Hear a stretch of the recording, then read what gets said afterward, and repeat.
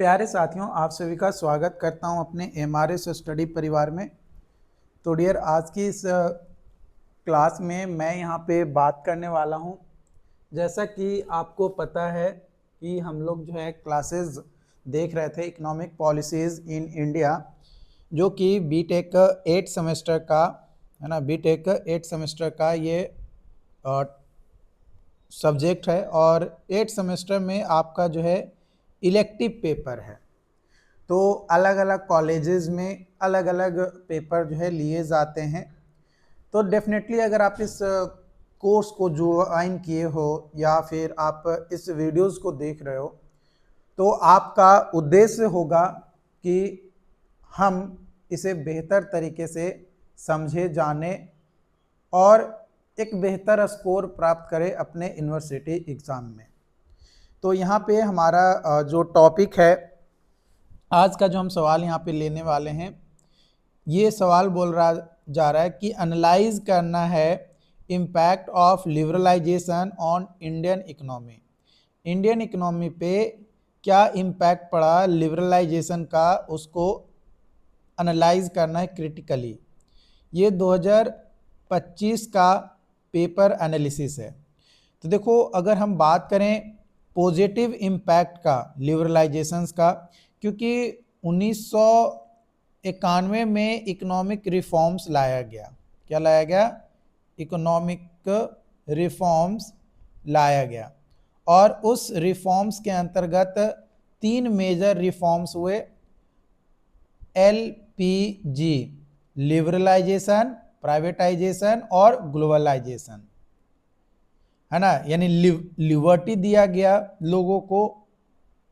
दूसरा, जो government sectors अच्छा काम नहीं कर पा रहा था उसको प्राइवेटाइज किया गया।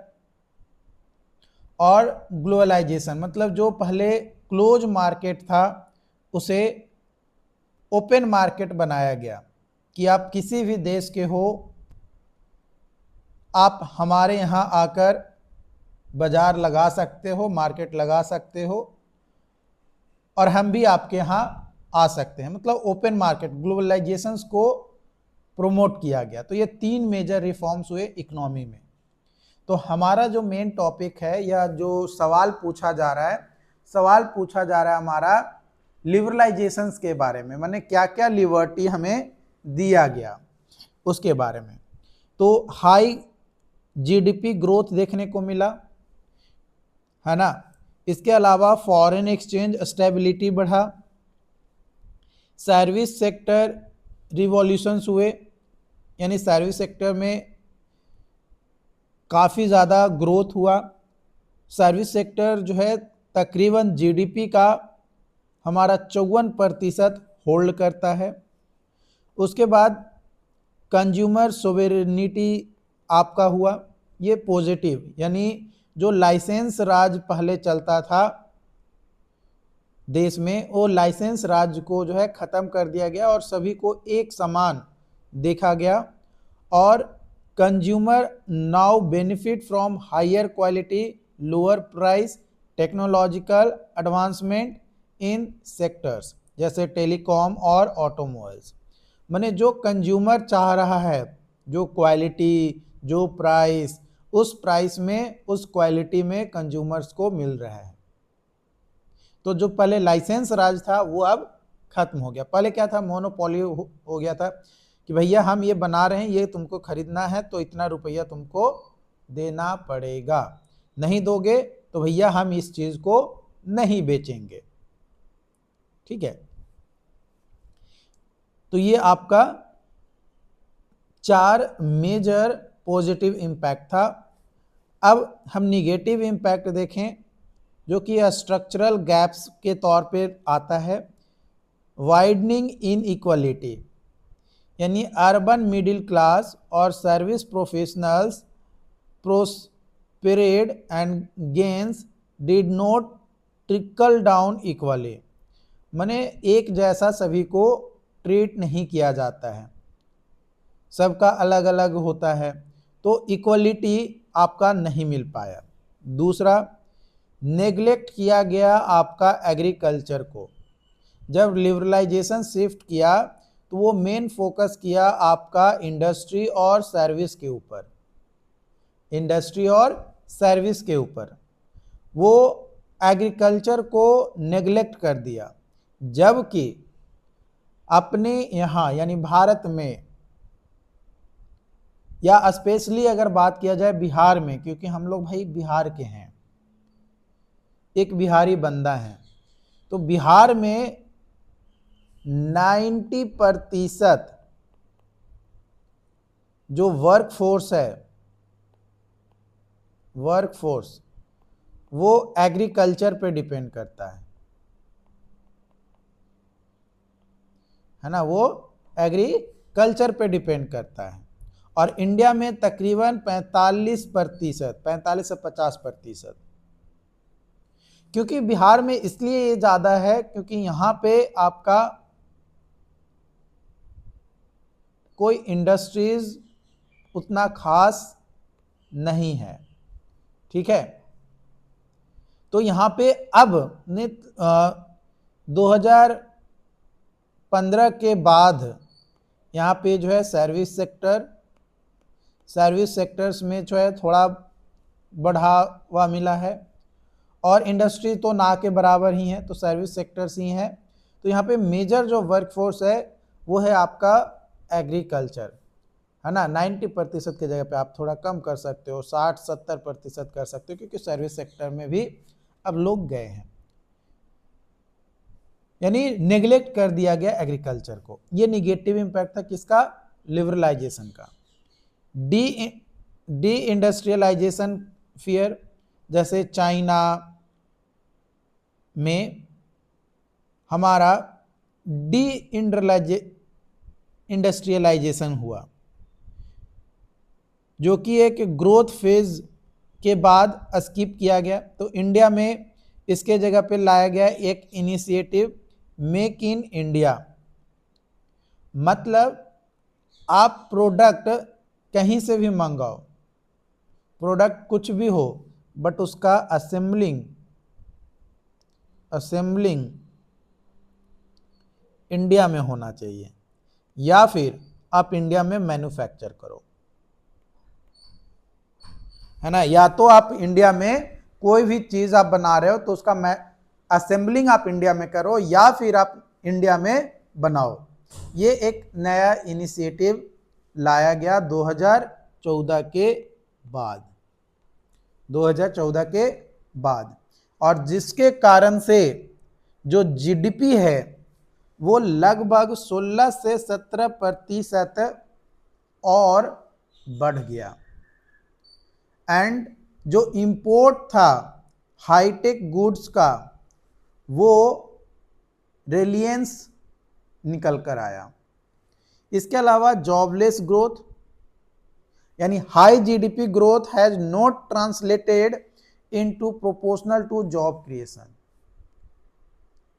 नेगेटिव इंपैक्ट लिबरलाइजेशन का यह भी है कि जीडीपी का ग्रोथ जिस तरीके से बढ़ता है ना, जीडीपी का ग्रोथ जिस तरीके से बढ़ता है उसके हिसाब से या उसके प्रोपोर्शनल जॉब क्रिएशंस आपके नहीं हो रहे हैं। जीडीपी तो बढ़ता जा रहा है, क्यों? क्योंकि इंडस्ट्रीज और सर्विस सेक्टर के कारण से, लेकिन जॉब क्रिएशन आपका कमते जा रहा है। तो ये निगेटिव इम्पैक्ट था। क्रिटिकल सिंथेसिस अगर हम देखें तो लिबरलाइजेशन जो है वो बहुत ही ज़्यादा ज़रूरी है, was very necessary but insufficient. ज़रूरी तो है बट इनसफिशिएंट है, क्योंकि यहाँ पे आपका स्किल वर्क मिसमैच करता है आज के हिसाब से। करेंट स्टेटस अगर देखें 25-26 के, तो लिबरलाइजेशन 2.0 आपका परस्यू किया जा रहा है गवर्नमेंट के द्वारा। इसके अंतर्गत मार्केट रिफॉर्म्स लाया जाएगा, ट्राई किया जा रहा है लैंड और लेबर लॉ को फाइनली बूस्ट किया जाए मैन्युफैक्चरिंग में, स्ट्रैटेजिक डिसइन्वेस्टमेंट हो, यानी मिनिमम गवर्नमेंट का इन्वेस्टमेंट हो, और एग्जिस्ट किया जाए नॉन स्ट्रैटेजिक पीएसयू जैसे एयर इंडिया और आईडीबीआई बैंक। डिजिटल लिबरलाइजेशन आपका लाया जाए ताकि digital public infrastructure DPI to democratise credit और मार्केट एक्सेस मिल सके किसको, तो आपका एमएसएमई को, माइक्रो स्मॉल मीडियम एंटरप्राइजेस को। अगला सवाल है, शॉर्ट नोट्स आपको लिखना है, national income, absolute poverty, NABARD और लिबरलाइजेशन। तो देखो नेशनल इनकम के बारे में हम बात करेंगे। नेशनल इनकम एक टोटल मॉनेटरी वैल्यू होता है फाइनल गुड्स और सर्विसेज का जो प्रोड्यूस किया जाता है कंट्री रेसिडेंट्स में with in a specific period, एक स्पेसिफिक पीरियड में, या फिर कह सकते हैं एक फाइनेंशियल ईयर में, तो वो फाइनल गुड्स और सर्विसेज का टोटल मॉनेटरी वैल्यू को कहा जाता है नेशनल इनकम। नेशनल इनकम जो है मेजर किया जाता है through Vajiram and Ravi national income indicator, जो कि नेट नेशनल प्रोडक्ट यानी एनएनपी एट फैक्टर कॉस्ट पे निकाला जाता है। इसका कंपोनेंट होता है, ये इंक्लूड करता है सम ऑफ ऑल फैक्टर्स इनकम जैसे वेज, रेंट, इंटरेस्ट, प्रॉफिट्स, ये सभी को कैलकुलेट करता है। इसका सिग्निफिकेंस ये होता है कि ये सर्व करता है as a vital macroeconomic tools के तौर पे to evaluate national productive capacity, wealth और overall economic performance. Absolute poverty, absolute poverty एक ऐसा कंडीशन होता है जहां पे हाउस होल्ड इनकम जो है नीचे आ जाता है, हाउस होल्ड इनकम जो है फॉल कर जाता है necessary level required to maintain basic living standard जैसे फूड, शेल्टर और क्लोथिंग, माने खाना, रहना और कपड़ा, ये तीनों का जो बेसिक नीड्स हैं, जो जरूरतें हैं, उससे भी नीचे डाउन हो जाता है इनकम, तो वो कहलाता है एब्सोल्यूट पॉवर्टी। जैसे मानकर चलो कि एक आदमी को जीने के लिए क्या चाहिए, 3 टाइम का खाना, सुबह, दोपहर और रात, है ना, 3 टाइम का खाना, पहनने के लिए कपड़े और रहने के लिए मकान। मानकर चलो कि कोई 5,000 रुपया महीने का कमा रहा है आज के हिसाब से, मैंने 2026 में अगर कोई इंसान 5,000 रुपया कमा रहा है, 5,000 रुपया कमा रहा है, तो उससे वो सिर्फ दिन भर का खाना खा सकता है, मैंने 3 टाइम, सुबह, दोपहर और शाम, मैंने रात में 3 टाइम वो खाना खा सकता है 5,000 में, है ना, 5,000 में वो 3 टाइम खाना खा सकता है। बाकी रहने के लिए मकान उसको नहीं मिल पाएगा और पहनने के लिए कपड़े नहीं हो पाएंगे। तो अब वो उसका जो हाउस होल्ड इनकम है वो क्या हो गया, नीचे आ गया। तो नीचे जब आ गया तो वो एब्सोल्यूट पॉवर्टी के अंतर्गत आ गया। इसका स्टैंडर्ड्स है कि it often measured against fixed threshold, एक फिक्स्ड थ्रेशोल्ड में मेजर किया जाता है, such as World Bank's national poverty line अगर बात करें तो पर डे, है ना, माने एक दिन में $1.9 कमाना चाहिए ग्लोबल कंपैरिजंस के हिसाब से। 2015 में ही ये बात बोला गया था, माने 2015 में अगर कोई $2 कमा रहा है, माने 1.9, है ना, 1.9, तब वो पॉवर्टी लाइन के बराबर में है, मतलब पॉवर्टी लाइन पर है, अगर उससे ज्यादा कमा रहा है, मतलब $2 या $2.5 कमा रहा है एक दिन में, तब वो पॉवर्टी लेवल से ऊपर है। इसका condition, individual is absolute poverty are unable to secure even minimum calories intake essential for physical survival and work efficiency, है ना। फिजिकल सर्वाइवल और वर्क इफिशिएंसी के लिए भी हमारा नहीं है, ठीक है। उसके बाद आता है नबार्ड। नबार्ड का फुल फॉर्म होता है national bank for agriculture and rural development. ये 1982 में इस्टेब्लिश किया गया था। इसका मेन पर्पस था कि रूरल फाइनेंसिंग आपका बन सके इंडिया में, उसके लिए एक अपेक्स रेगुलेटरी बॉडीज का निर्माण किया गया इस एक्ट के अंतर्गत, जिसको बोला गया नबार्ड। इसका उद्देश्य था कि रेगुलेट करना और प्रोवाइड करना credit for development of agriculture, small scale industries और अदर रूरल एक्टिविटीज। इसका रोल है provide funds at lower interest rate for farmers और प्रमोट किया जाए rural development initiatives through commercial और कोऑपरेटिव बैंक्स के माध्यम से।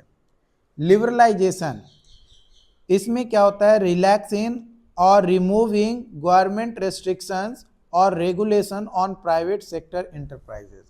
जो प्राइवेट सेक्टर इंटरप्राइजेज है उसमें रिलैक्सिंग किया जाए या फिर रिमूव किया जाए आपका गवर्नमेंट रेस्ट्रिक्शंस को, तो वो प्रोसेस कहलाता है लिबरलाइजेशन।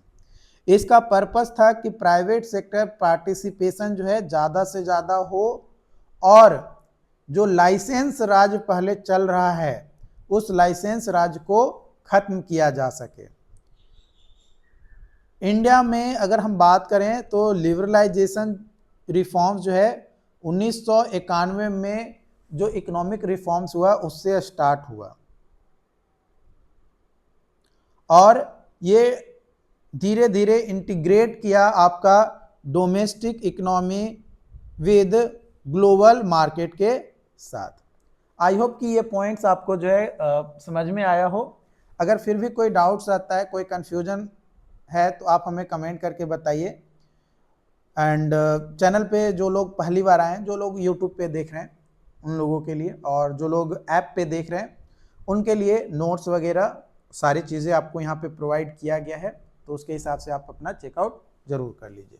Thank you.